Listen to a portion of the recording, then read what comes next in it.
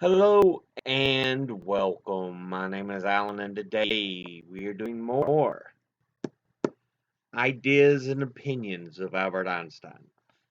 Today we start the biggest section in the book, Einstein's contribution to science.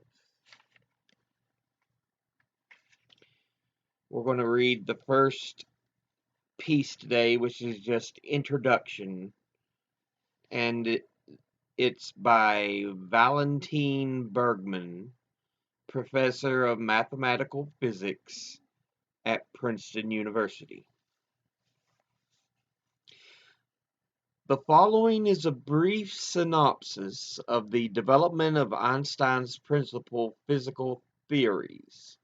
In each case, we give the date of the publication of the fundamental ideas and the date of the publication of the definitive form of the theory, leaving out the numerous, no less important papers containing applications and refinements of the theories.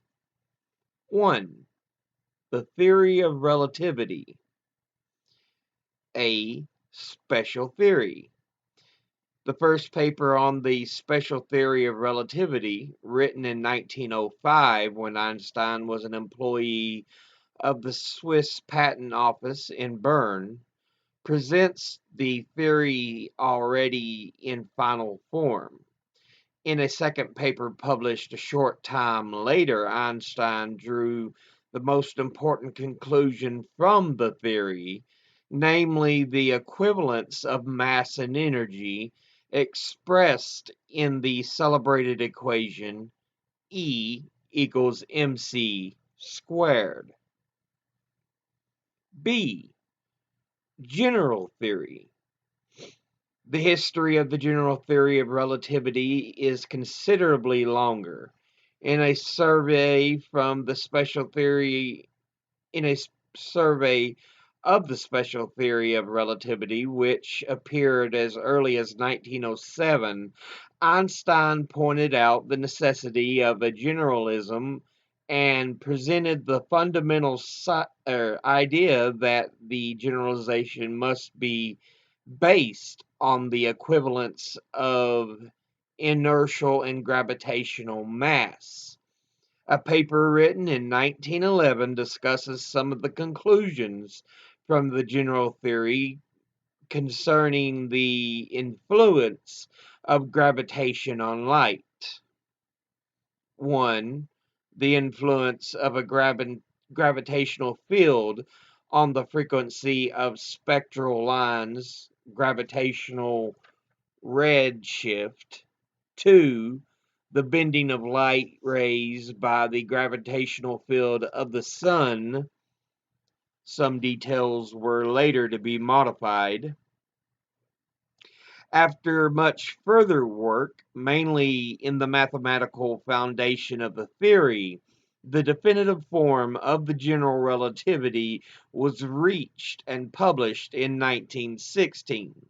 By the time that Einstein had already derived the third astronomical effect of general relativity, namely the motion of the Mercury perihelion. C. Further work on the general theory. The problems of general relativity have occupied Einstein to this day. We mention three which appear to have particular importance: cosmology, 1, 2, the problem of motion, and 3, unified field theory. 1. Cosmology. All of the modern cosmology goes back to Einstein's paper in 1917, in which the first applied general relativity to the questions of cosmology and thereby put cosmological speculations on a firm basis. While Einstein considered at that time a static universe, the later development has mostly favored the expanding universe in view of strong astronomical evidence.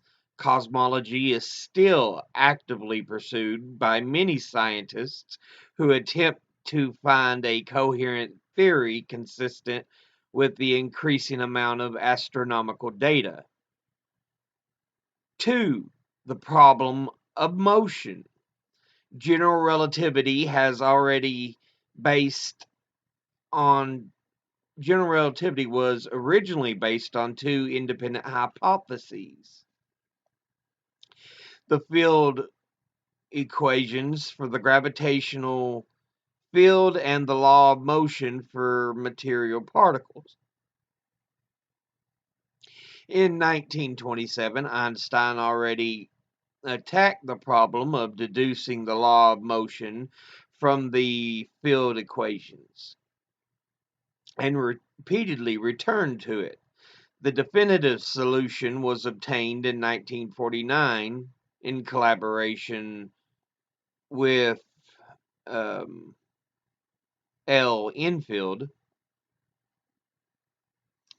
Thus, it is shown that the field equations alone suffice as a basis for the theory. From the beginning, the theory of general relativity was mainly a theory of the gravitational field, insofar as the field equations for the gravitational field followed in an essentially uh, unambiguous way from the basic idea of general relativity. Other fields could be incorporated into the framework of general relativity in an equally unambiguous way once their structure was known.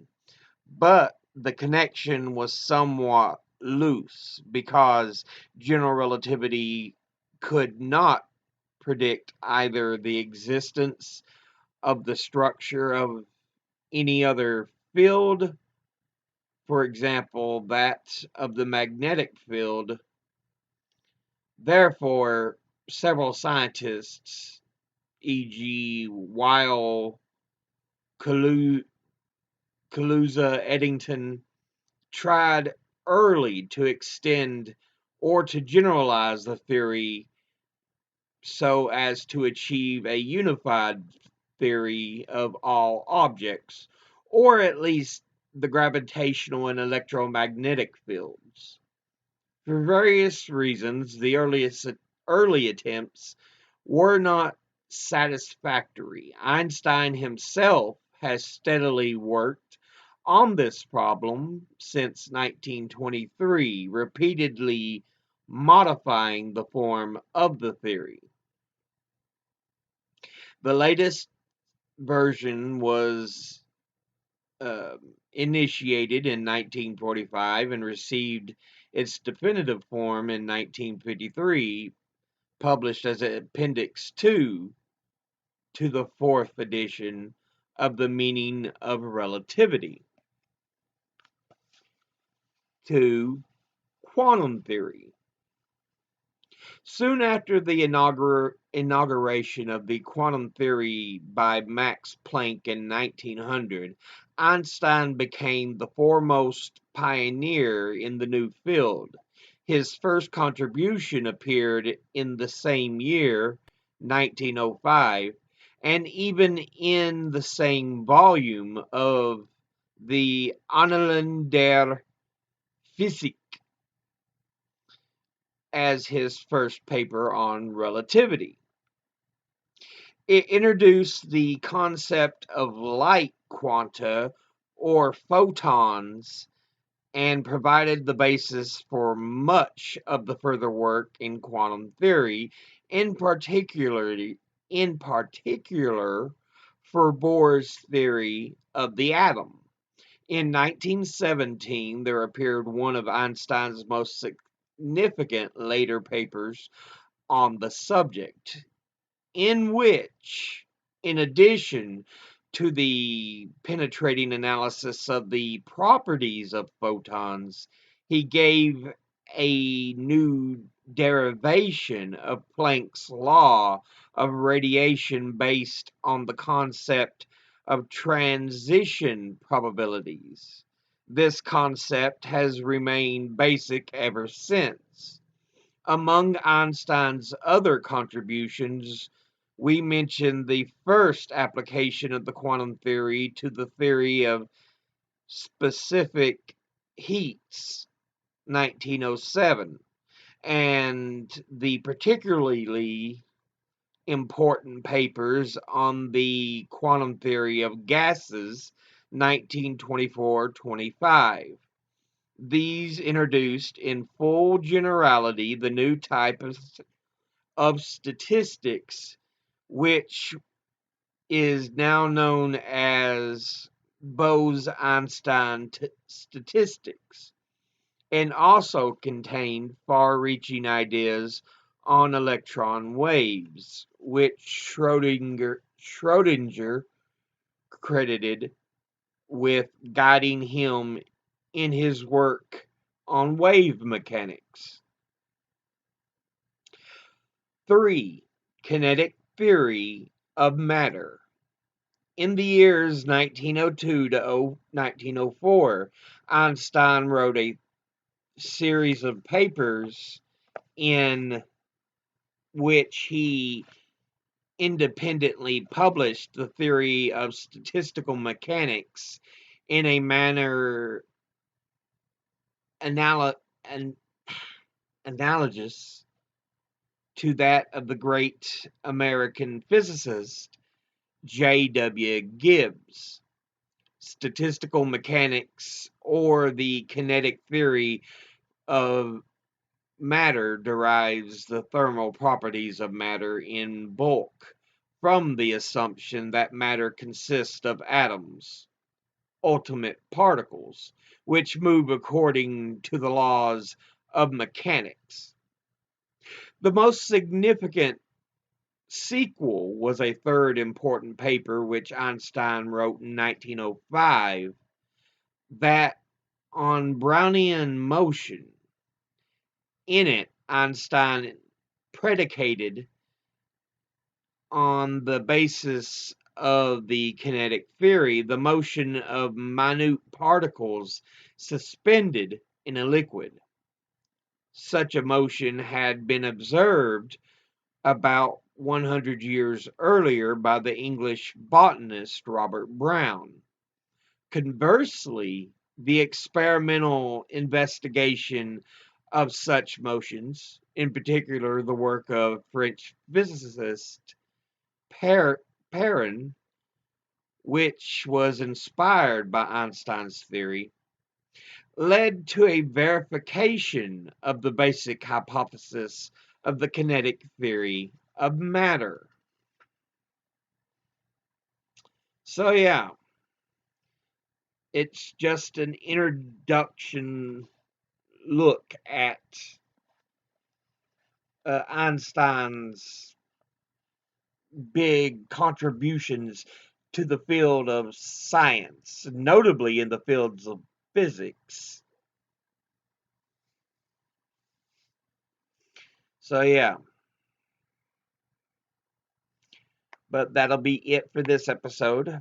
As always, educate thyself, think, read, study, learn. Someone tries to tell you something you have trouble believing, ask them to cite their sources. I'll see you all in the next episode. Until then, later.